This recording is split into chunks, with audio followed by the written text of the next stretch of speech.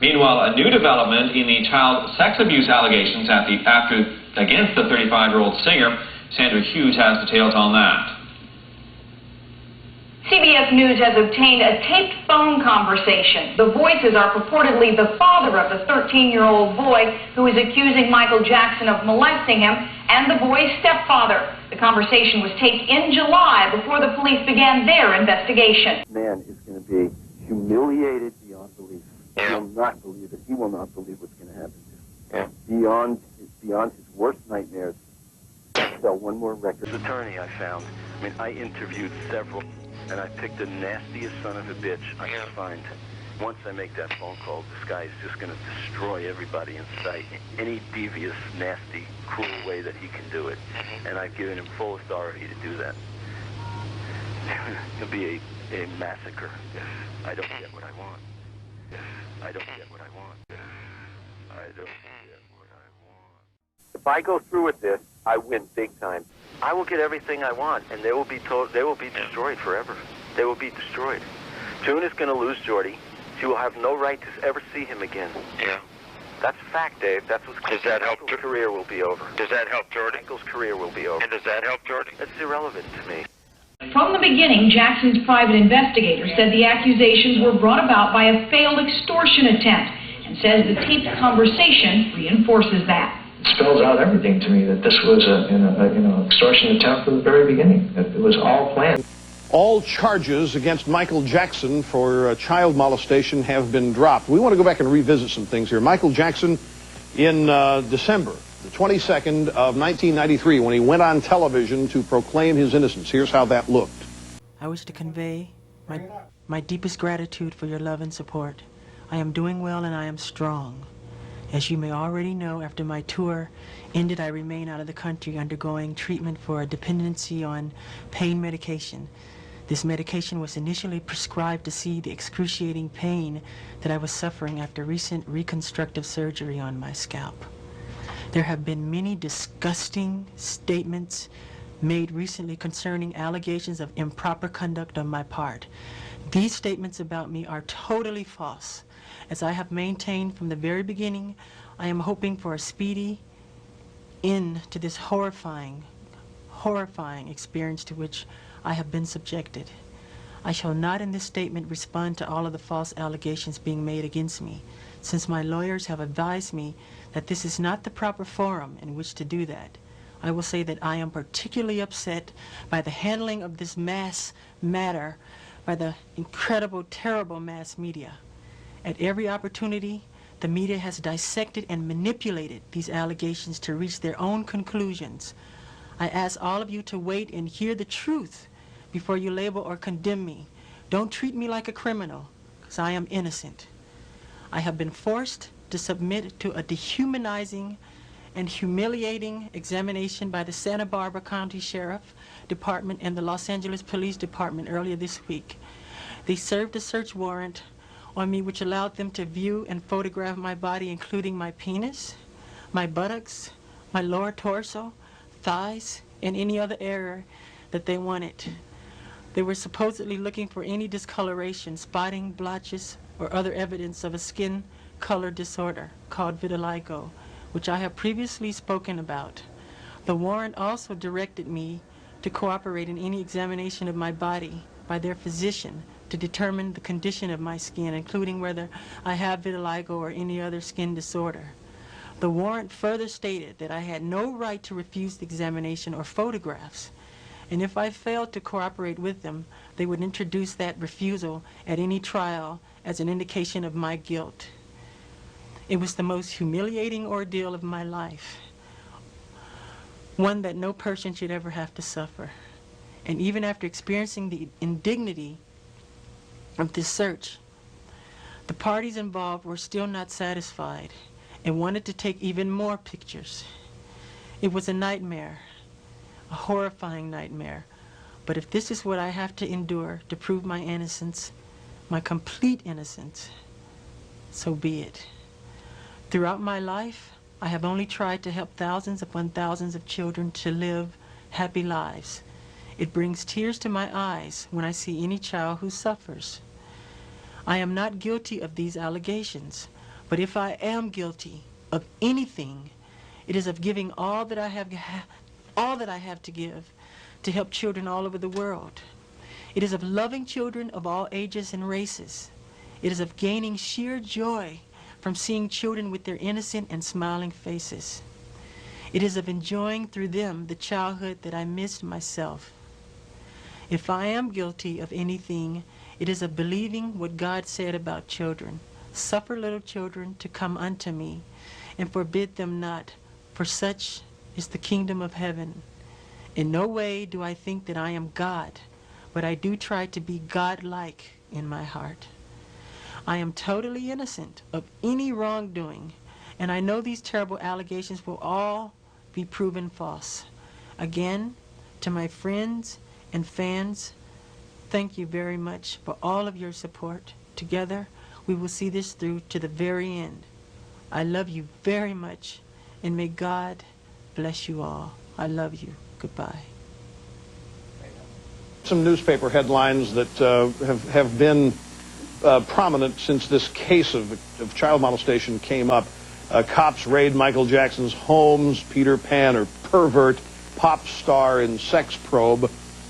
For the whole year since this thing came up, the American people have assumed Michael Jackson's guilty because the press has assumed he's guilty. Remember all the people who were talking? We had chauffeurs, we had bodyguards, we had cooks who ostensibly worked for him saying, oh yes, I saw him in compromising situations. Oh yes, he loved to sleep with little boys. Oh yeah. And we had this young accuser and his dentist father, and everybody was saying, kids don't lie. You know, that's one of the things I hear liberals say all the time. Psychologists and everything, kids don't lie. They don't make it up. They don't know enough to lie. They're too innocent and young. Well, here's Gil Garcetti, district attorney in Los Angeles. Watch. Since August 1993, the Los Angeles Police Department, the Santa Barbara County Sheriff's Department, the Santa Barbara District Attorney's Office, and the Los Angeles County District Attorney's Office have been investigating allegations of child abuse involving singer Michael Jackson. That investigation is now complete. We have concluded that because the young boy who was the catalyst for this investigation has recently informed us that he does not wish to participate in any criminal proceeding where he is named as a victim, that we must decline prosecution involving Mr. Jackson. So they got no evidence. This is there is no corroborating evidence. They impaneled a grand jury in Santa Barbara. Now, a grand jury can indict this remote control unit if it wants to. You don't need hardly anything to get an indict. You can indict a ham sandwich, for crying out loud. There was no evidence. All the press reports, though, were that there were countless people who saw and witnessed and could testify that Michael Jackson had committed this dastardly deed. But they have no evidence. They can't proceed. This kid, guess what? This kid was given sodium amytal. I think it's what it's called. It's a truth serum. It's like Pentothal, except they call it a truth serum, but it's also been used while people are under its spell to plant false images in their heads, and when they come off the drug, they think that what they thought then actually happened. So now people are speculating that Michael Jackson was set up, that the dentist was involved, used the kid as a tool. But how many of you have been thinking Michael Jackson was guilty for the whole year simply because the press had all these people saying all these things? It's an accusation for which there's no defense. The minute the accusation's leveled, you're guilty. Man, if you have sexually harassed, just the allegation, you're guilty. If you've molested a child, forget the evidence. Kids don't lie, you're guilty. And there's a great lesson here, folks, about not believing everything. This is a sensation-oriented, lazy press that cared more about the highlights and the pizzazz of the story itself rather than the serious contents of the story. It's a great thing to keep in mind also as you watch other fabulous court cases and trials come to, including O.J. Simpson. Keep in mind that until a trial and until somebody has evidence, the nature of the evidence is what matters. Not the seriousness of the allegation. It's the nature of the evidence. Until somebody has some, you shouldn't believe a darn thing because you don't know. And neither did the press. Always a wise lesson to illustrate the press doesn't know what it's talking about. Anytime we can illustrate that, because it's most of the time, we'll do it. Look at evidence that the biggest victim of all may have been Michael Jackson himself. Following 5 months of investigation and interviewing 50 people associated with the case, GQ senior writer Mary A. Fisher answers the question, did Michael do it? Her response, a resounding no. In fact, he was framed in that he himself was the victim and of a carefully conceived plan to extract money from him. Fisher claims that Evan Chandler, whose son alleges the abuse, gathered the molestation stories from the boy during a highly irregular session while using a drug which often creates false memories. It was only after he was given this drug in Mr. Chandler's office, dental office, that he came out with the allegations against Michael Jackson. Before that, he had said nothing wrong had ever happened. Michael Jackson told me in no uncertain terms that settling that case in 1994 was the biggest mistake he'd ever made. He should never have settled it. He should have fought it through a trial. He would have won. It was an absurd case. But he was advised, he told me, by lawyers, by business advisors, to settle it and get rid of it, that he had bigger fish to fry, bigger projects to get involved in, that the money would be a drop in the bucket compared to what he was capable of making around the world, and that diverting everybody's attention because of the publicity attached to this civil case was a mistake. He followed his advisors', suggestions. He paid money. And what it really did was it opened Pandora's box, because suddenly everybody on the planet began suing him, thinking they could make an easy buck suing Michael Jackson. I mean, employees were suing him. People he met on the street were suing him. It was just ridiculous. Yeah. And he told me that was the biggest mistake he ever made, was not fighting that till the end. Well, allegedly, it was around $20 million. Wow. There are differing opinions as to how much it was. I was not involved in that case, and I was not involved in that settlement. I had to deal with it because, to my shock, the trial judge in the criminal case that I defended allowed evidence that he had settled cases to come into the trial.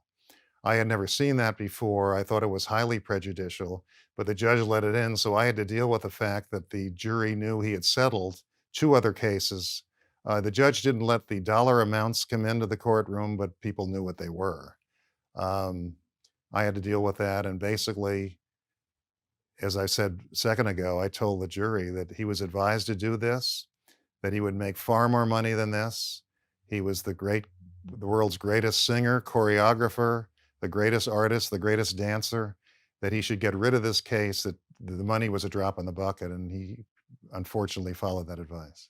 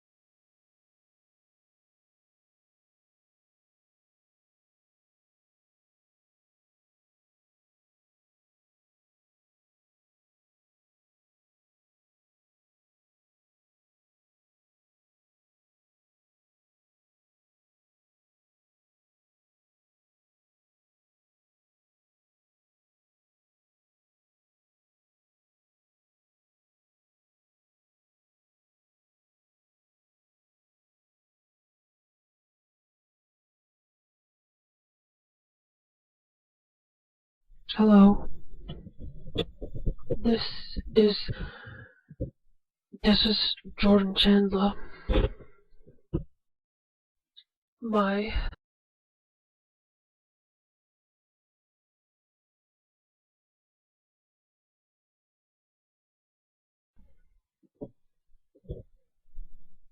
Hello. This is This is Jordan Chandler. Most of you may know of me as the boy who accused Michael Jackson of molesting him. I'm grown up now. I'm 31 years old.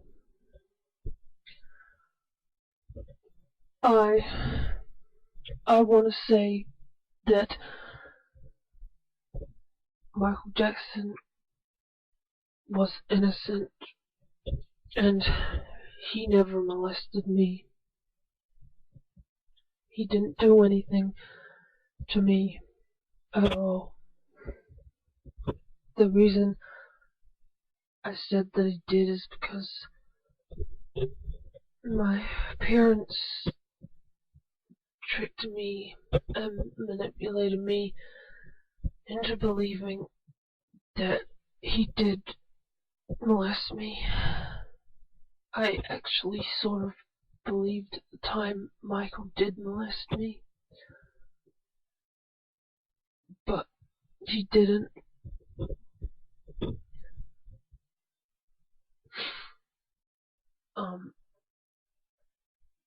My father wanted me to believe that Michael molested me. When I was 12 and 13 and I went to visit Michael's place,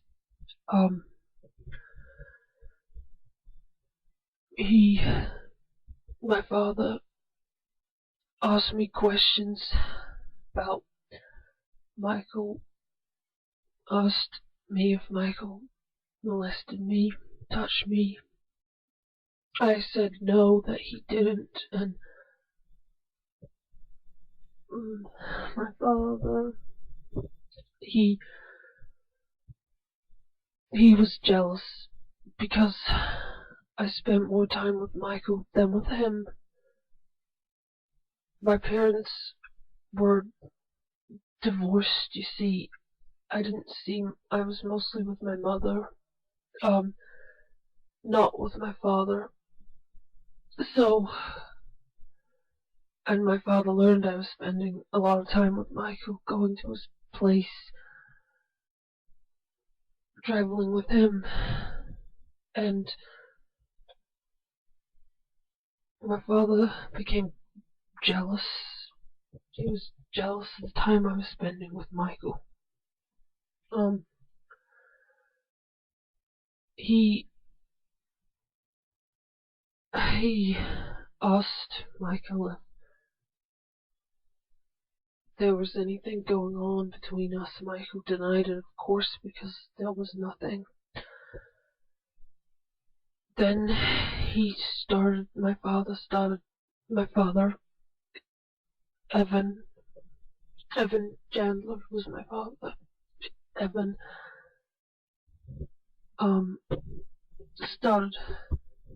my father asked me,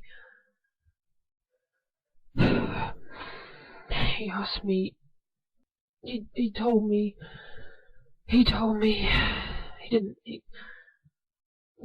that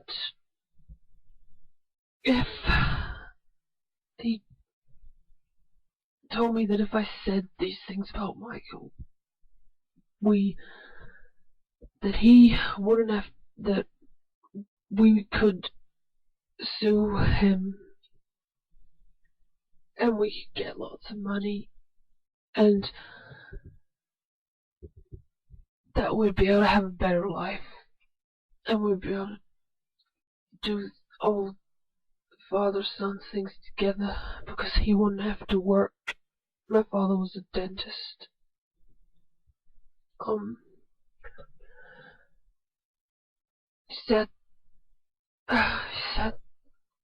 My father said that if we could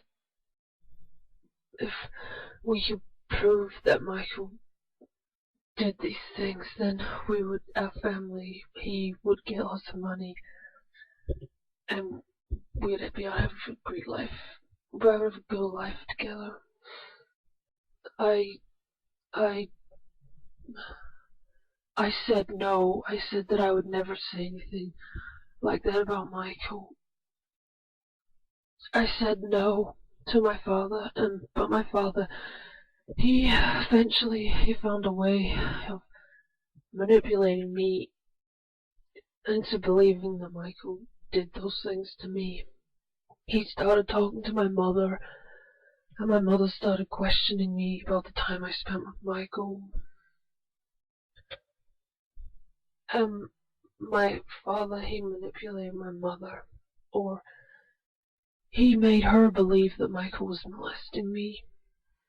And because she believed that I was close to my mother, I was closer to her than I was to my father. And because my mother believed what my father was saying to her,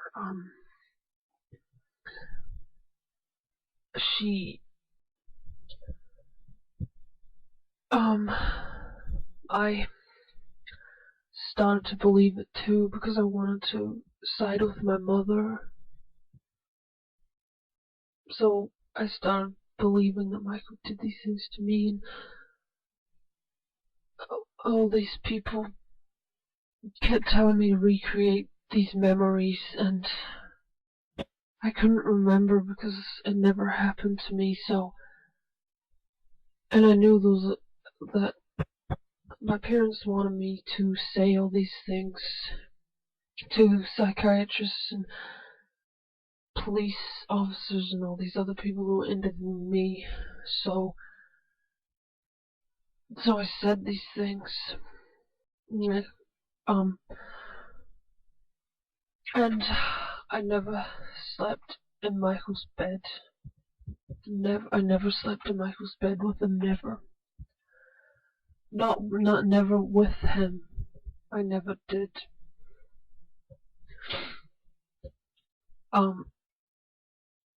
Me and Michael, we sat on the bed and we played games.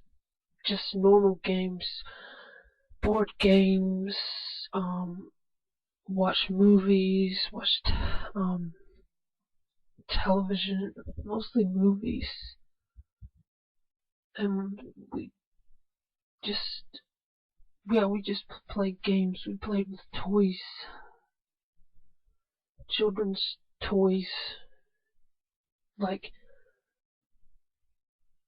I don't know, like, just toys that kids play with. And we didn't play with them. Well, like, we had water, like, fights with water pistols, and that kind of thing. And I just sat on Michael's bed with him. We just played board games and those kind of games. And Michael he never touched me in a sexual way. He just patted me on the back, patted me on the shoulder, just as encouragement. That kind of thing. And he hugged me, but never not sexual. He was just the kind of person that hugged anybody. He would hug anybody. He was just that kind of person.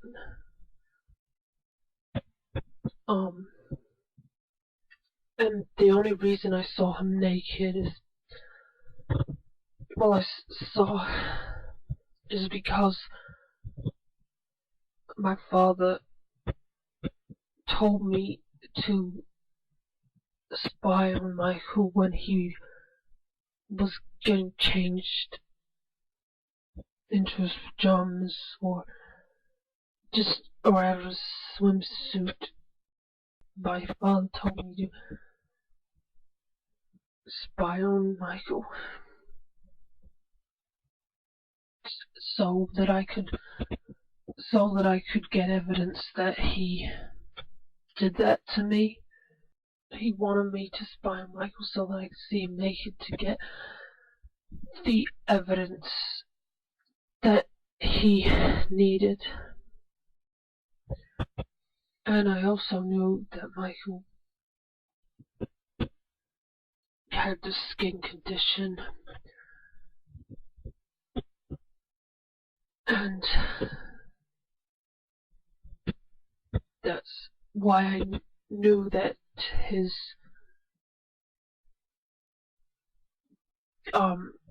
area would be spotted.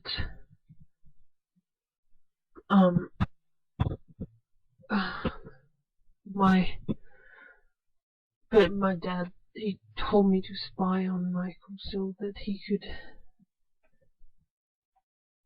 get the evidence that Michael was molesting me, even though he wasn't.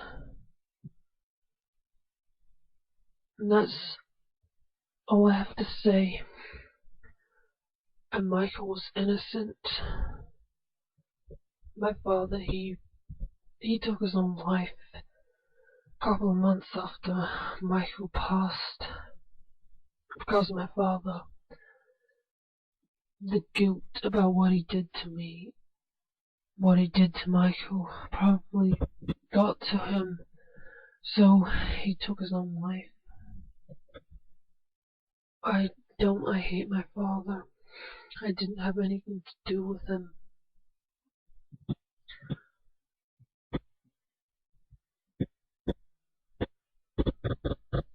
After I learned what happened,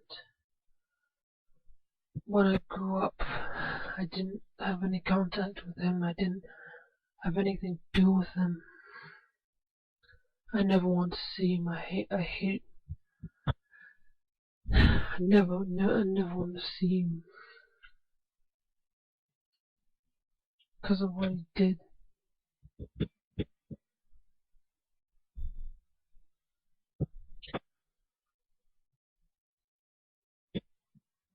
I don't like what my father did to Michael.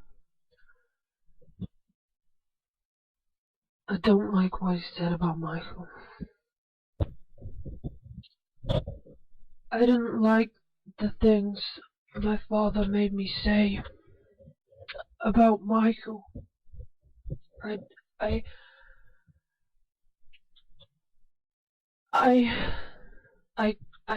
hate my father because of the way he took advantage of me. He took advantage of Michael for money. I wish that I had never said those things about Michael. But looking back, I don't know if I could have done it any differently because my father, the way he made me believe that Michael did them things to me, and the way he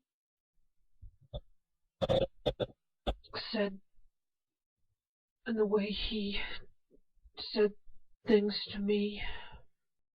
But it didn't just hurt Michael, the things I said. It hurt me too. It hurt my family.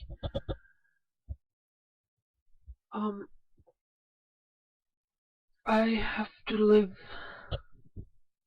anonymously. I've had to change my name so people don't know who I am. When soon after it happened, the case about Michael molesting me,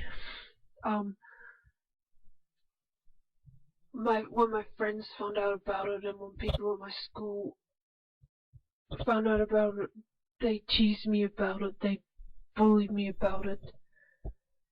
They said that I was gay, and all kinds of things about me.